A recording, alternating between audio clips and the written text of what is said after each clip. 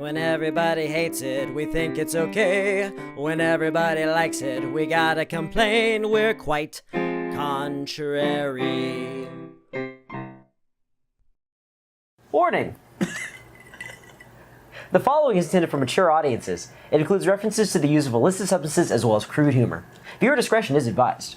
Thank you, and welcome to Quite Contrary, the only show that's mathematically designed to disagree with you. I'm Acknowledgments. Jonnydem. And today, we are doing our very first, hopefully first of many, fan video! We're not a fan of something, a fan of us, our good buddy Jeff. One of two. One of two very good friends of ours. Jeff, who we met at Comicpalooza, he requested a video. We asked him, hey, what do you want us to dump all over? And he said Lobo. So here's what sucks about him. Wait, no, not him. Lobo. Oh, then we have to throw out this entire script. All right. BT Dubs, if you want your very own video about whatever you want us to criticize, leave it down in the comments. We will do it. This is testament to that fact. We are, 2 months late? But we'll do it. We will. Lobo is a joke. I mean that. He's an actual joke. He was created as a parody of the bad boys of comics, like Wolverine and Punisher. He is a misogynist, cigar-loving, ultra-violent asshole. And I don't mean ultra-violent like, oh, he killed a guy who deserved it in a really gruesome way. No, the guy committed genocide. That's like Hitler shit. Decided to go all in. You did. I went all in. Genocide is not something that really jives with the current stable of DC superheroes. Why is it such a big deal that Lobo's a joke?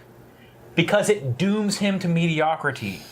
He cannot rise to the level of other DC superheroes. Joke characters never rise to great heights. They can't. Shut up. There are exceptions to every rule. Parodies are distorted reflections of the people at the top. They have to have someone there ahead of them more popular to make fun of. That's just how it works. All right? When's the last time Weird Al Yankovic won a Grammy? It doesn't matter. Either way, a character like Lobo can never rise to the top. He can't. All right, and in turn, that means that there'll never be a Lobo movie. Well, actually, Johnny, good news. WB is having a fire sale on their characters. We can purchase the Lobo license and finally make the movie we've always wanted. Okay, that's good news.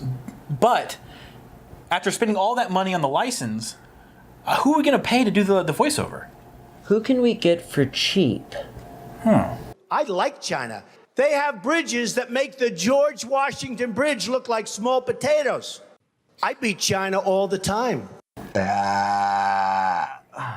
Another really big problem in the vast history of Lobo is the New 52.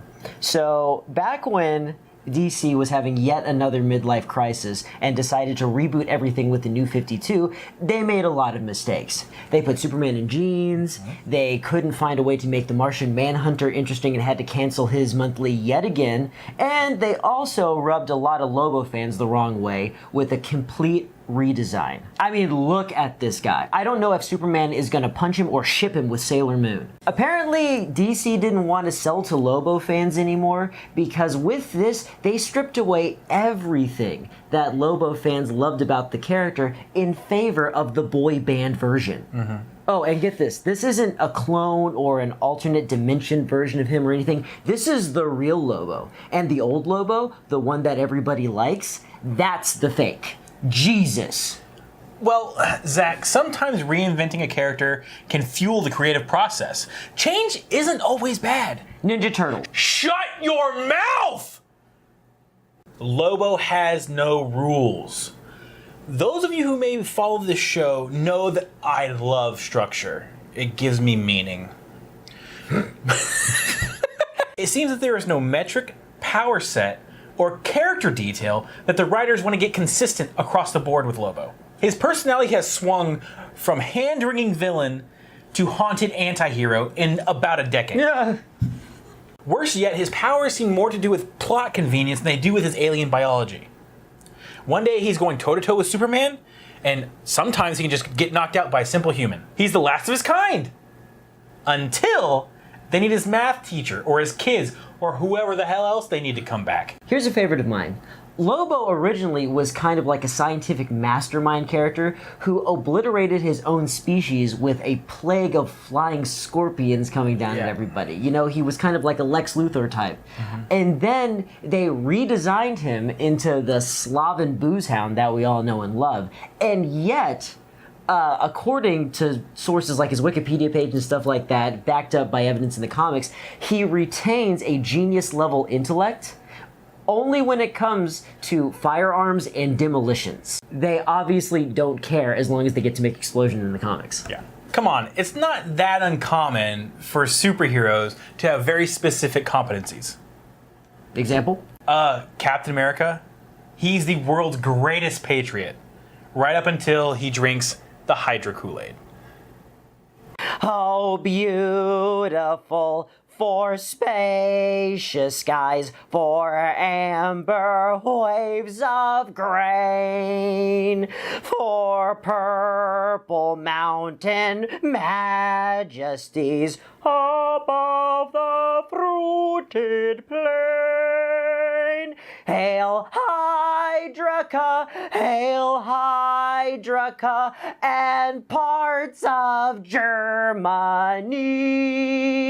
And that's our show, everybody. We want to give a very special thanks to our buddy Jeff, who suggested the topic for this video. We also want to say, if you want us to make a specific video about something that you love or hate, leave it down in the comments. We will absolutely do it. Or something that your friends love.